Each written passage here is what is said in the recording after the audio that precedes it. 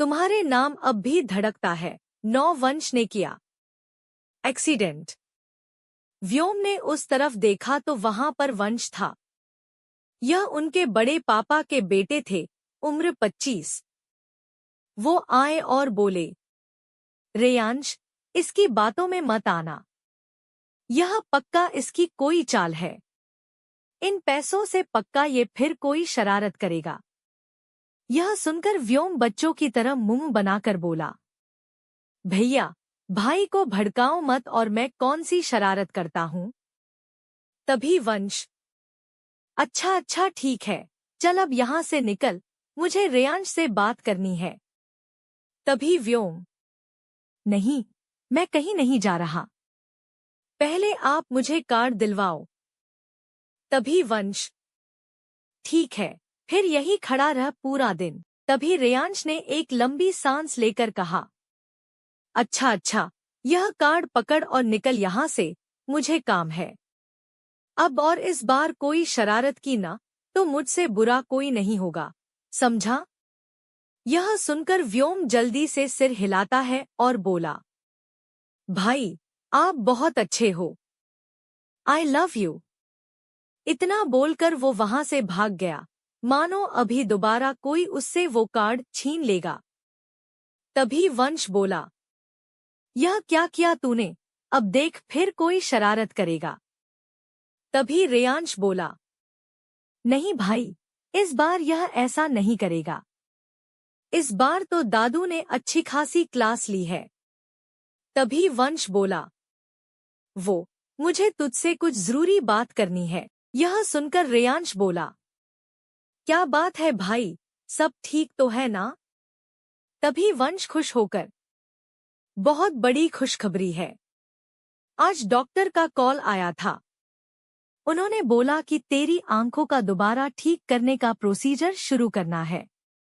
यह सुनकर मानो रेयांश को कोई खुशी नहीं हुई, वो बस खड़ा था। तभी वंश बोला, रेयांश, देख लेना इस बार सब कुछ ठीक हो जाएगा। तभी रेयांश अपनी जगह से उठता है और बोला, भाई, वो मुझे कुछ जरूरी काम है, मैं आपसे बाद में बात करता हूँ। तभी वंश, दोबारा मेरी बात सुन रेयांश, इस बार सब ठीक हो जाएगा। तभी रेयांश हंसते हुए, कुछ ठीक नहीं होगा भाई, मैं मान चुका हूँ कि सालों पहले हुए हादसे में मेरी आंखें जा चुकी हैं, और अब मुझमें और उम्मीद नहीं बची है। इतना बोलकर उसने पास में रखी एक स्टिक उठाई और वहां से चला गया। वंश ने एक लंबी सांस ली और बोला, पर मुझे पूरा विश्वास है रेयांश की इस बार सब ठीक हो जाएगा। बस अब तुझे इस ऑपरेशन के लिए मानना है, वो भी जल्द। इतना बोलकर वो भी वहां से बाहर चला गया। दूसरी तरफ व्योम बाहर आया और अपने एक दोस्त को कॉल किया। तभी रोनी वहां गाड़ी लेकर आ गया। उसे देखकर व्योम मुस्कराया और बोला, चले, पैसे मिल गए, आज तो जी भर के पार्टी करेंगे। वैसे भी मेरा मूड आज बहुत खराब है। इतना बोलकर वो गाड़ी में बैठ गया। तभी रोनी, वैसे क्या सोचा है उस लड़की का, क्या करेगा तू। यह सुनकर व्योम एक तंज भरी हंसी के साथ बोला, क्या नाम था उसका।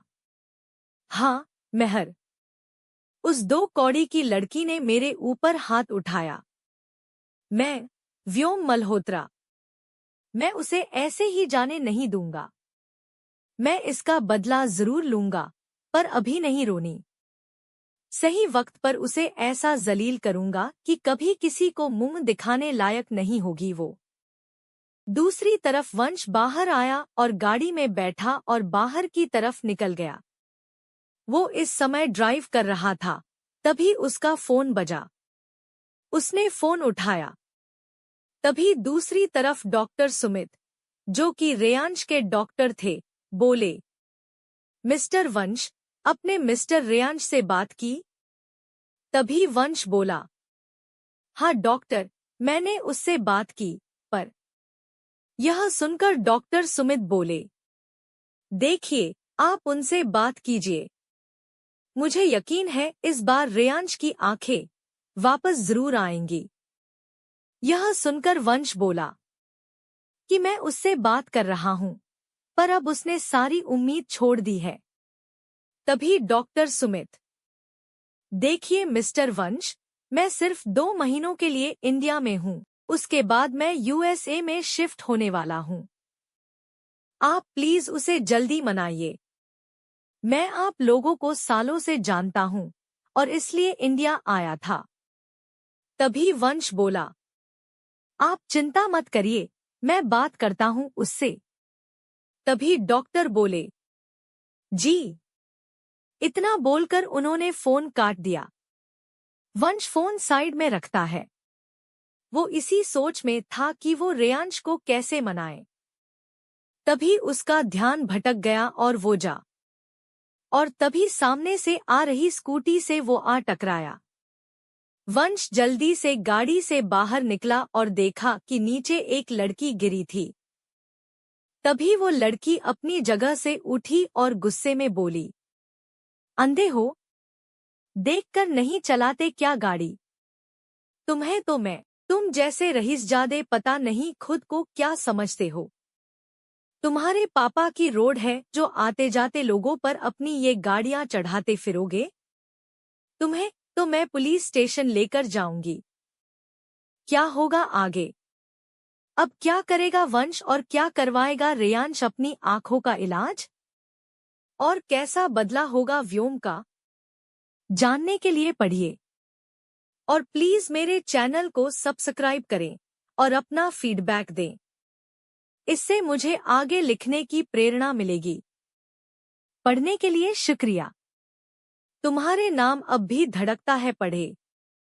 लेखिका शिवांगी। तुम्हारे नाम अब भी धड़कता है 10 कौन है वो लड़की गुस्से में वंश पर बस चिल्लाए जा रही थी कि तभी वंश को भी गुस्सा आने लगा। वो गुस्से में बोला, बस। उसकी आवाज सुनकर सामने खड़ी लड़की, मेरा मतलब रिया, चुप हो गई। तभी वंश बोला, देखिए, मैं मानता हूँ कि मेरी गलती है और आपके इस नुकसान के मैं पैसे भी देने को तैयार हूँ। यह सुनकर रिया, जो अब तक चुप थी, गुस्से में वंश को घूरते हुए बोली, क्या पैसे? तभी वंश बोला, बस 2 मिनट। इतना बोलकर वो अपनी गाड़ी के पास आया और कुछ नोटों की गड्डी लेकर आया और रिया की तरफ बढ़ते हुए बोला, यह लीजिए, इन पैसों से आप अपनी स्कूटी का इलाज, अरे मेरा मतलब, ठीक करवा लीजिएगा। रिया वो पैसों की गड्डी मुंह फाड़े देख रही थी। तभी वंश ने वो उसके हाथ में पकड़ा दी और वहां से जाने लगा। वो गाड़ी में आकर बैठा ही था कि तभी रिया ने उसकी गाड़ी की विंडो पर नॉक किया। वंश ने रिया को देखा और विंडो नीचे की और बोला, अच्छा, तो लगता है और चाहिए आपको? कोई बात नहीं। इतना बोलकर उसने वहीं पर्स में से और पैसे निकाले और रिया की तरफ बढ़ाते हुए बोला, ये लो। ये देखकर रिया कभी उसके चेहरे को देखती तो कभी पैसे। तभी वंश बोला, अब ले भी लो। मेरे पास इतना टाइम नहीं है कि मैं यहाँ खड़ा वेस्ट करूँ। यह सुनकर रिया ने उसके उसी हाथ पर वो नोटों की गड्डी रख दी, जिससे वंश उसे और पैसे दे रहा था। यह देखकर वंश रिया को देखने लगा। तभी रिया वहां से आगे बढ़ी, वंश की गाड़ी के पास आई और जमीन से एक पत्थर उठाकर उसकी गाड़ी पर दे मारा। यह देखकर वंश का मुंह खुला का खुला रह गया। वो गुस्से में अपनी गाड़ी से बाहर निकला और बोला, व्हाट द हेल? पागल हो? यह क्या किया? वो गुस्से में उसके करीब गया और उसकी बाह पकड़कर बोला, हाउ डेयर यू? इसकी कीमत भी जानती हो तुम? वो इस समय बहुत गुस्से में था। वो गाड़ी वंश की फेवरेट थी, ऊपर से लिमिटेड एडिशन। रिया ने वंश को खुद से दूर धकेला और बोली, वही जो कुछ देर पहले आपने किया। यह सुनकर वंश गुस्से में, मैंने पैसे तुम्हें दिए थे ना, तो यह क्या किया तुमने?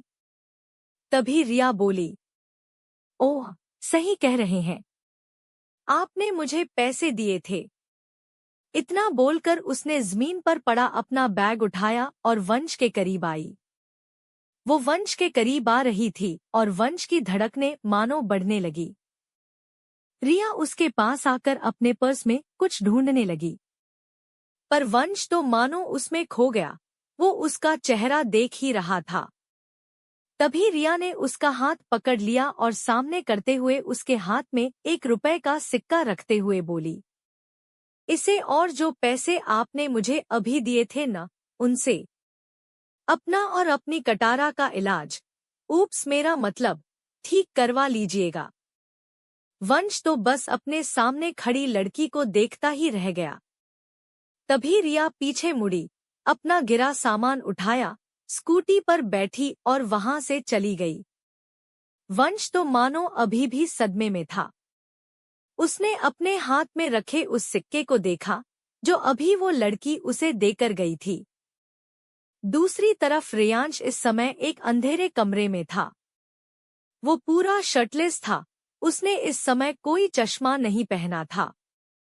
उसके शरीर से पसीना बह रहा था। वो इस समय काफी ज्यादा हैंडसम लग रहा था। पर तभी वो जोर से चिल्लाया, कैसे कैसे हो सकता है यह? यह सुनकर उसके पीछे खड़ा आदमी कांपते हुए बोला, बॉस, वो हमने पता लगाया, पर अब वो इस दुनिया में नहीं। यह सुनकर रेयांश ने गन उठाई और उस आदमी को देखते हुए बोला, 24 घंटे हैं तुम्हारे पास, कैसे भी पता करो वो कहाँ है, वरना कल के 24 घंटे तुम देख नहीं पाओगे। यह सुनकर वो आदमी, जी बॉस, मैं अभी पता करवाता हूँ।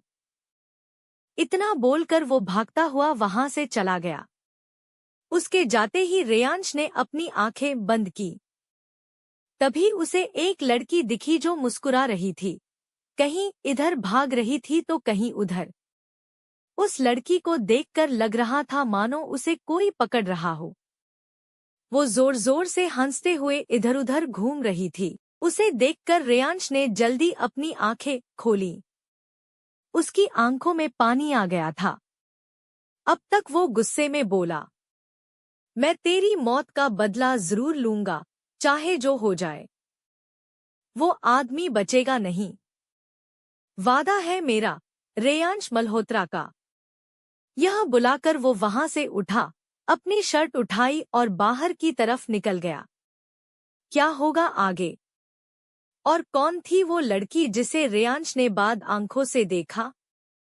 क्या शुरू होने वाली है एक नई प्रेम कहानी? जानने के लिए पढ़िए तुम्हारे नाम अब भी धड़कता है पढ़े। अगर आपको मेरी कहानियां पसंद आएं, तो प्लीज मेरी और कहानियां भी पढ़े। लेखिका शिवांगी। अगर आपको मेरी कहानियां पसंद आएं, तो please follow, share and comment करें और अपना फीडबैक भी दें। शुक्रिया पढ़ने के लिए। अगला भाग जल्द आएगा।